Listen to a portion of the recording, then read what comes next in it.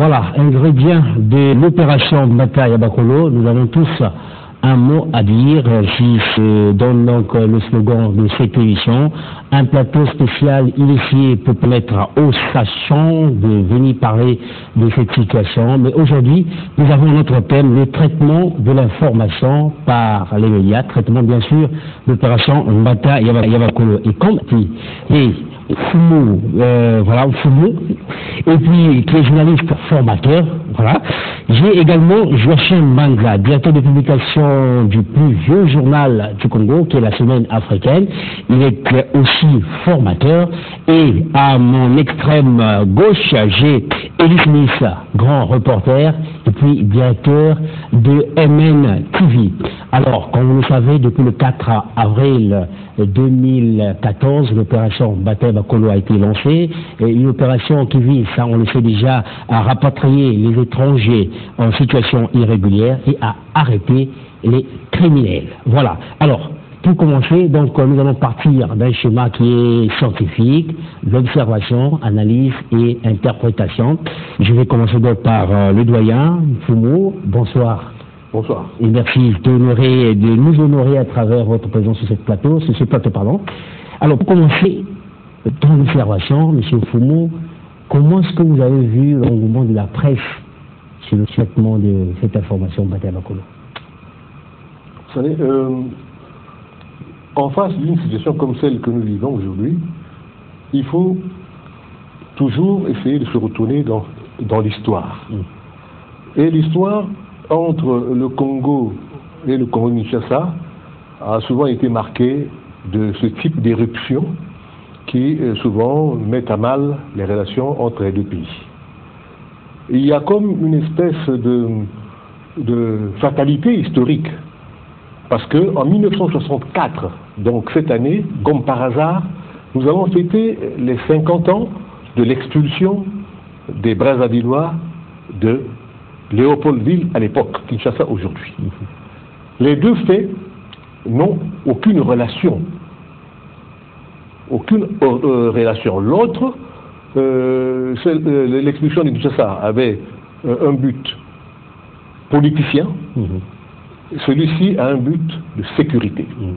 Mais tenez-vous bien que déjà à cette époque-là, il y a eu une controverse entre le Congo-Brazza et le Congo-Kinshasa.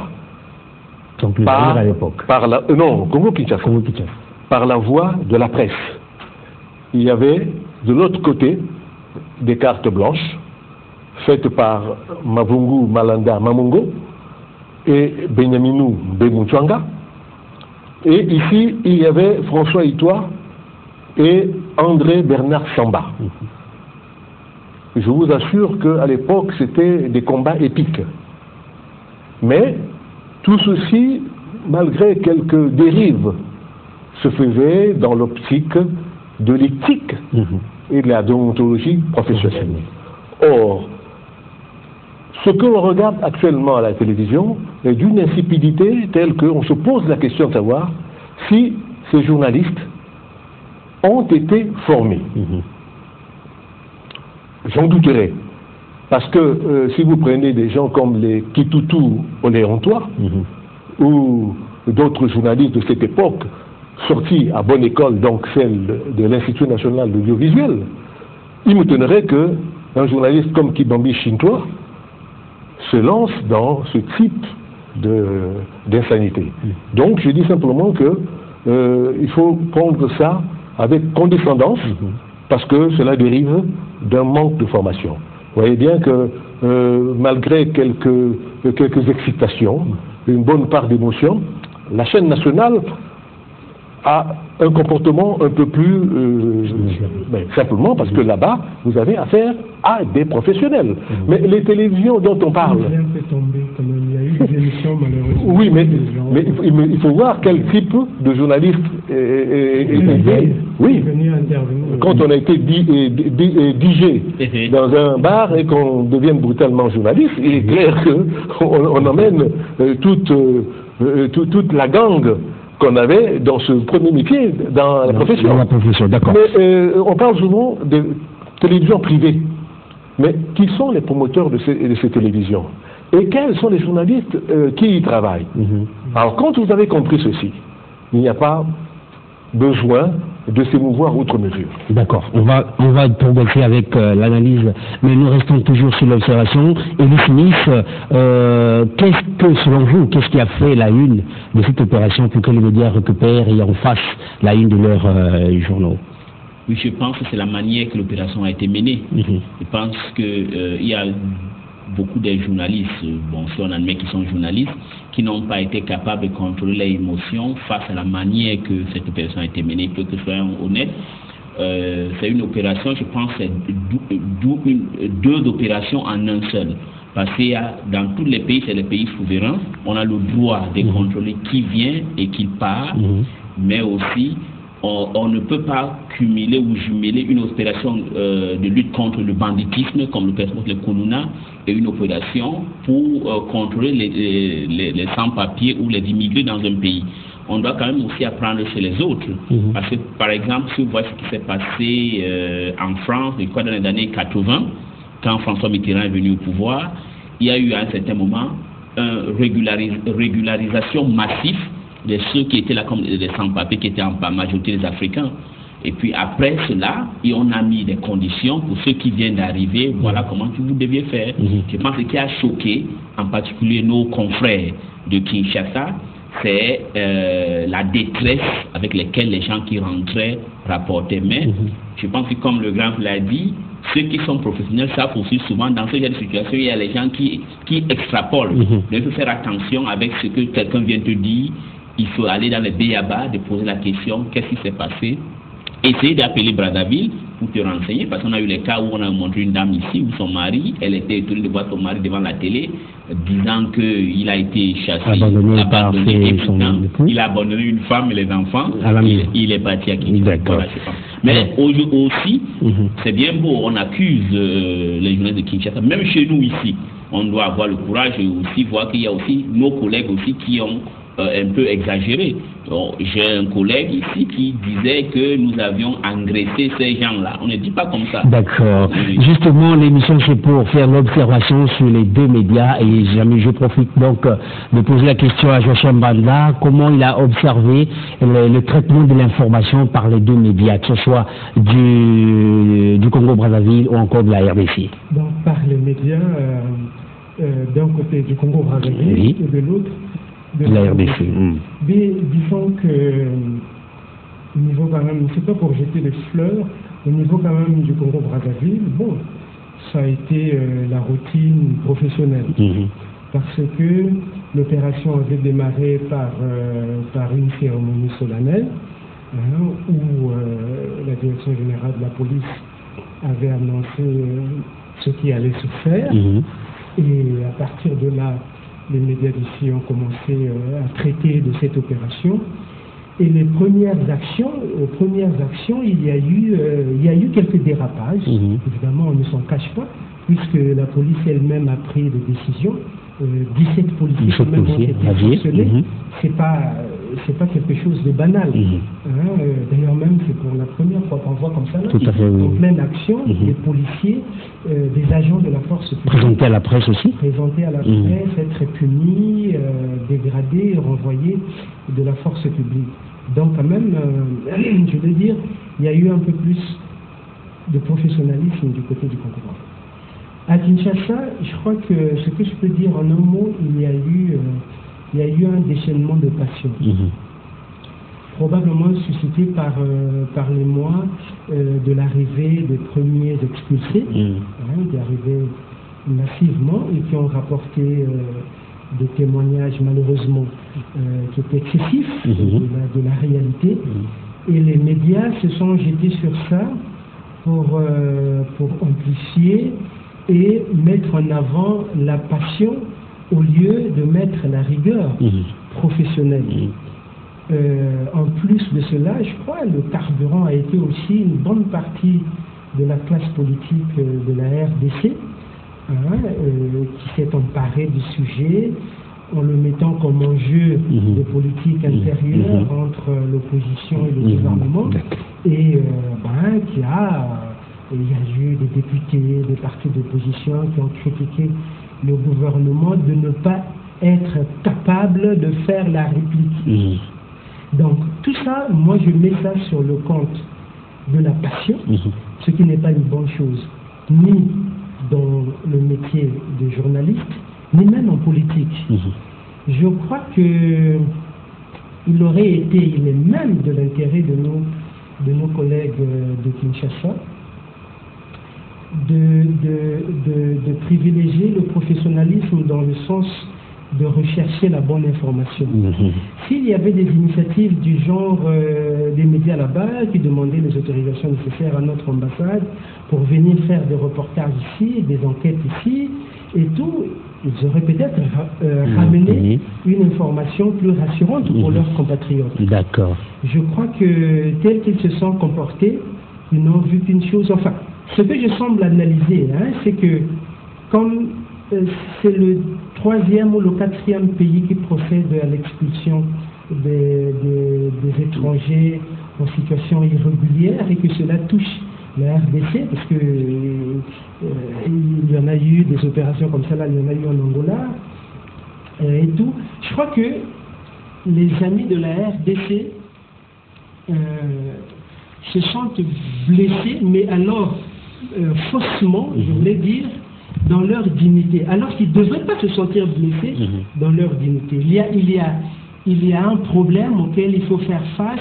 Ce problème, c'est quoi? C'est le problème d'une jeunesse désœuvrée, mal formée, même pas du tout formée, et en grand nombre, qui émigrent dans les pays limitrophes, dans les pays étrangers, et qui se comportent parfois, posent des actes criminels. D'accord. Okay. Et ça ne peut pas, c'est ça qui ne peut pas honorer un pays. C'est pas le fait de voir des compatriotes être expulsés, mais je crois que ce qui devait toucher l'orgueil des Quinois, des Congolais de la RDC, c'est quand même de suivre cette actualité où on apprend toujours que leurs compatriotes sont dans des actes criminels dans les pays, et en bande organisée dans les pays étrangers.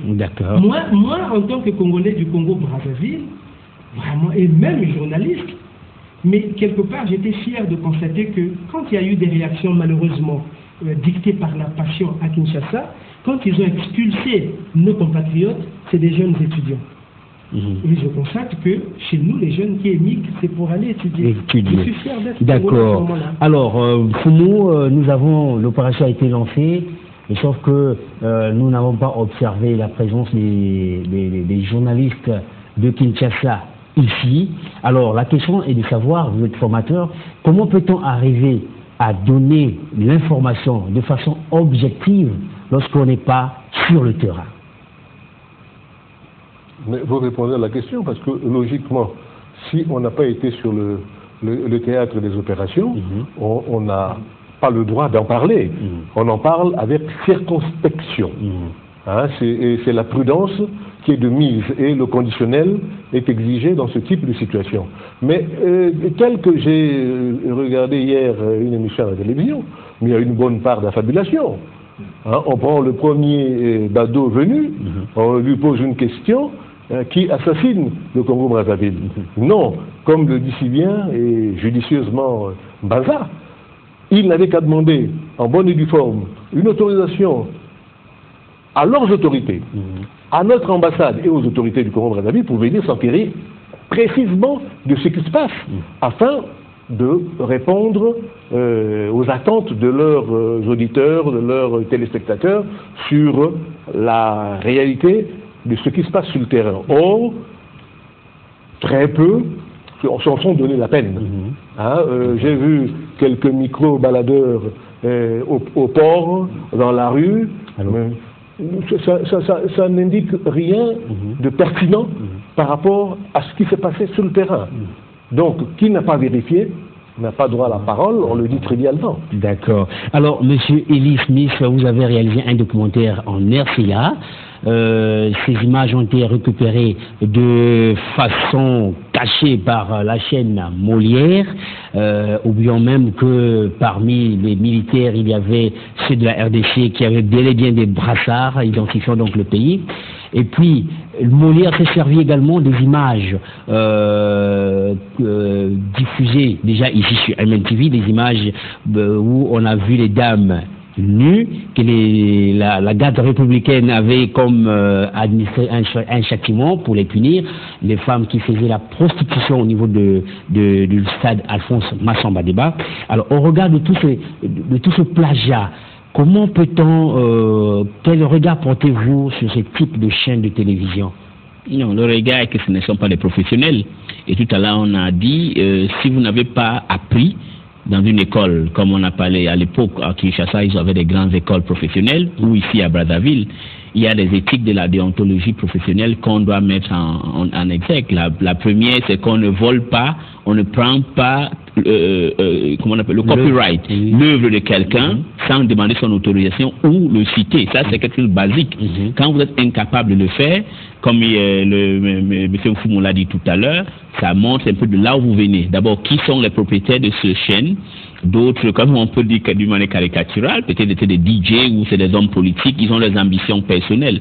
Donc pour moi, c'est là où j'ai conclu en disant que bon, s'ils étaient des professionnels, ils ne devaient même pas faire cela parce que tout le monde a vu. Et puis, ils sont incapables d'identifier même les forces armées congolaises qui étaient à Bangui. Donc, c'est un problème professionnel. Donc, c'est pourquoi ça demande quand même que, je pense là-bas, il faudra, s'ils avaient une association de journalistes forte qui essaye un peu de trier qui entre dans la profession, peut-être ça pouvait peut-être filtrer pour faire grandir le métier. Mais c'est la même chose aussi chez nous, je pense. Vous va ajouter quelque chose? Oui, parce qu'il y a le B.A.B.A.R, comme disait Smith. Le premier élément de savoir et de connaissance en journalisme, c'est le bon sens. Voilà. Quand vous perdez même le bon sens, il y a un problème. Si à cela s'ajoutent donc les faiblesses liées à l'absence de formation, bon, vous avez des situations comme celles auxquelles on assiste malheureusement. Mais je pense que du côté de Congo-Brazza, il y a eu quelques dérives, mais sont mineures, dues par contre à une espèce d'exaspération par rapport à ce qu'ils voient sur les télévisions de Kinshasa. Ça m'aurait étonné que les propriétaires des chaînes ici à Brazzaville acceptent ce genre de manquement à l'éthique professionnelle. D'accord. Alors, les faits sont sacrés, M. Mbanda, les faits sont sacrés, les commentaires sont libres, c'est ce que nous avons toujours l'habitude de dire. Alors, de quels commentaires fait-on allusion? Parce que les faits sont là, l'opération Bata Bakolo, mais quand on parle des commentaires sont libres, est-ce que c'est pour dire que chaque média est libre de faire les commentaires sur cette opération? Mais c'est-à-dire que l'expression, ou disons le principe que les faits sont sacrés, les commentaires libres, renvoie tout simplement à l'attitude du journaliste. C'est-à-dire que d'abord, il faut servir les faits, donc il faut poser les faits de manière objective. Qu'est-ce qui se passe? D'où viennent les personnes expulsées? Comment l'opération se déroule? Et où vont les personnes expulsées? Comment sont-ils accueillis?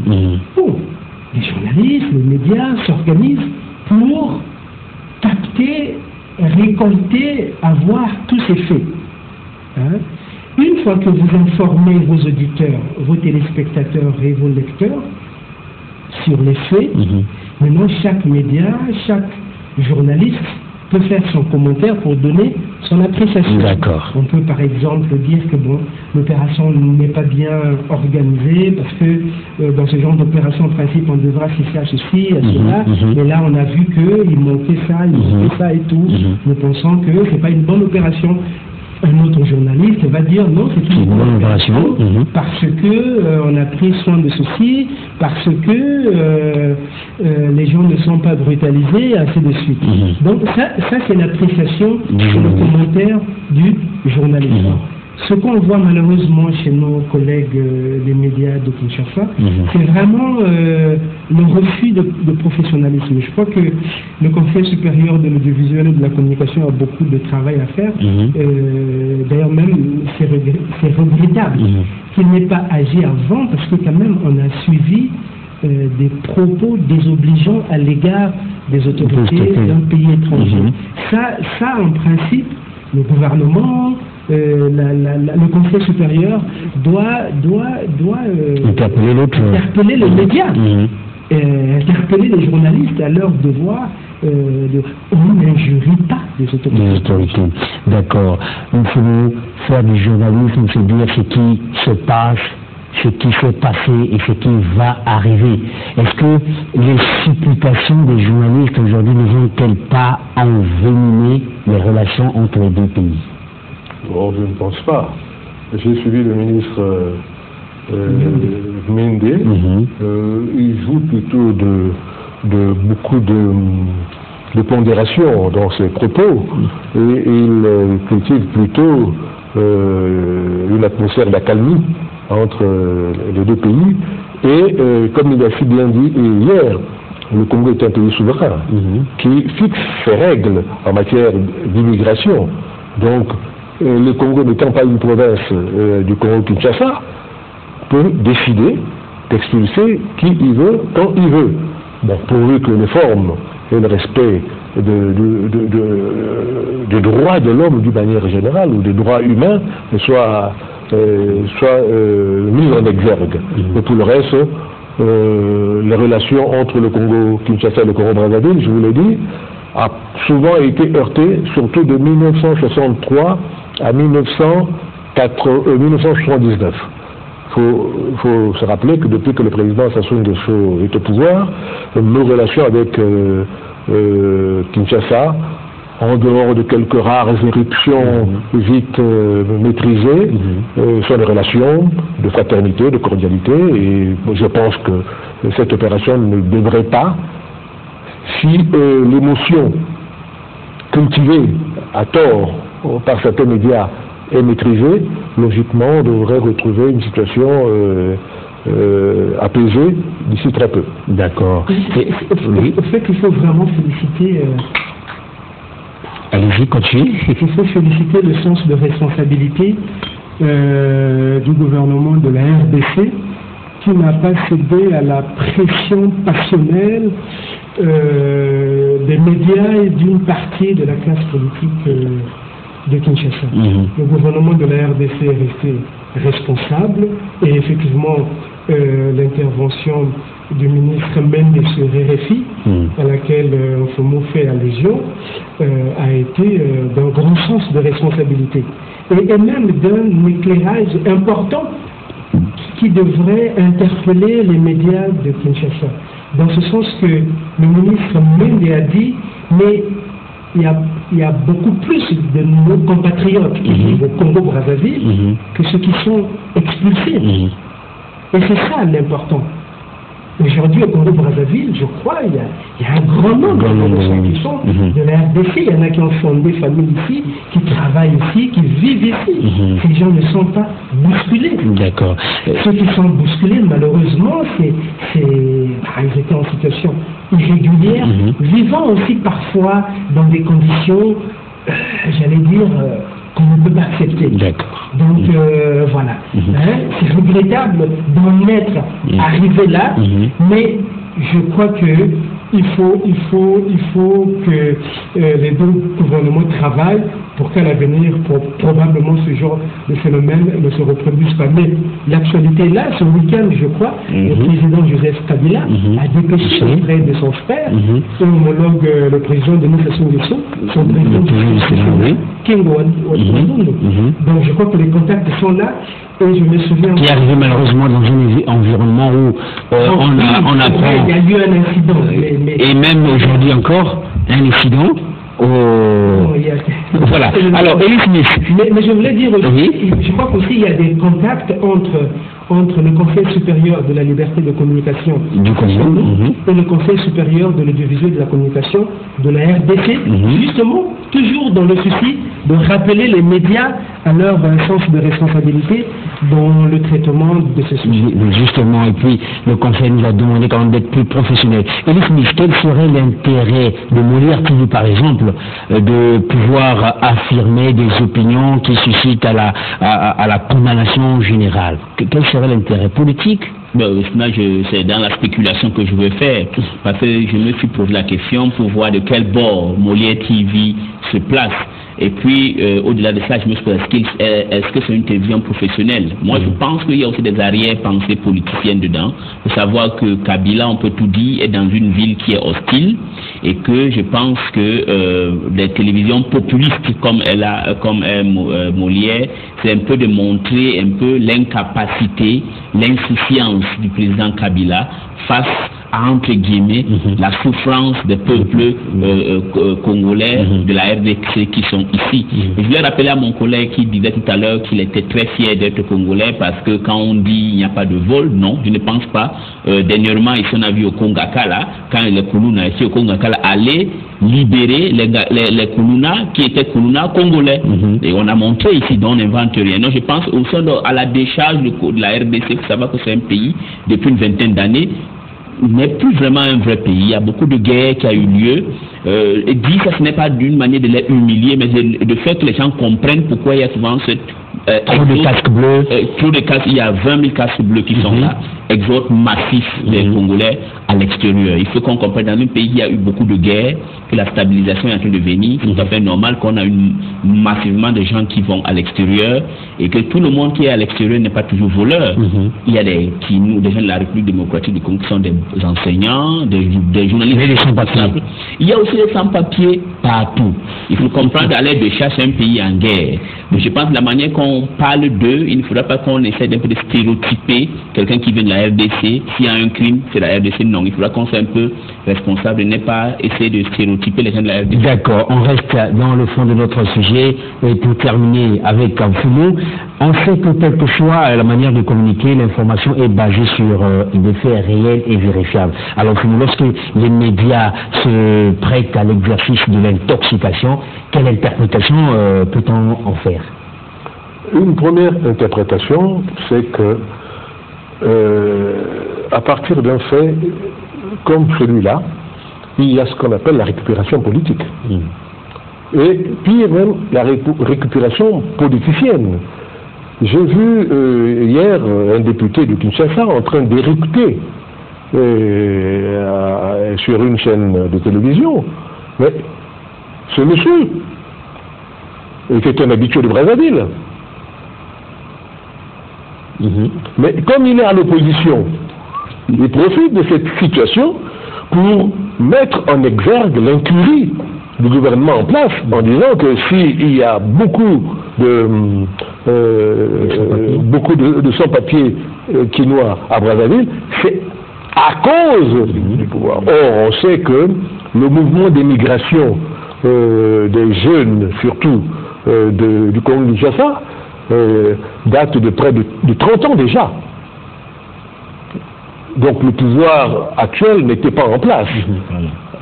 Donc c'est simplement la sédimentation d'un certain nombre de problèmes sociaux qui a aggravé ce mouvement vers l'extérieur, mais ce n'est pas le fait du pouvoir en place.